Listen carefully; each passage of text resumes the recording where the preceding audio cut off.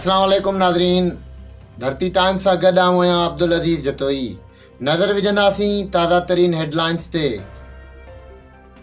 सांगड़ मां महेश मेहराज जी ख़बर शामिल कंदासीं। सांगड़ फंक्शनल मुस्लिम लीग ज़िला सांगड़ ऑफिस में MSF ज़िला सांगड़ सदर मोहम्मद सलीम निज़ामानी जी अॻवानीअ में हुरन जे रूहानी पेशवा क़िबला साईं आला हज़रत पीर साईं पागारा जी 66 सालगिरह जी तक़रीब रखी वई ऐं केक कटियो वियो।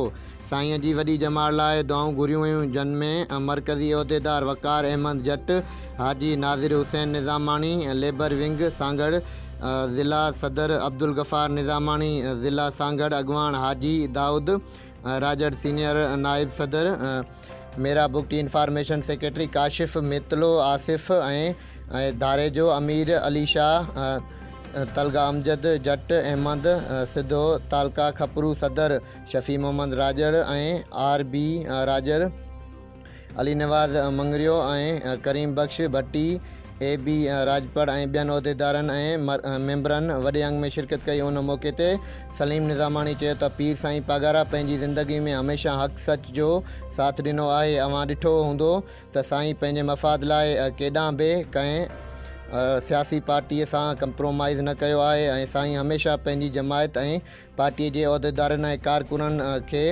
सच जो दर्स ॾिनो आहे।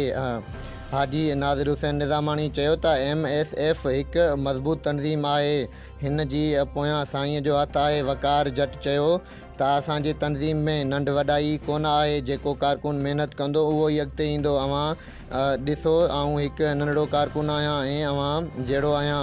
हीअ आहे MSF, जंहिंमें सभु कारकुन बराबरि आहिनि। हीअ सिर्फ़ु MSF में आहे, ॿिए कंहिं बि पार्टी में न आहे, कारकुननि सां ॻाल्हाईंदे चयो।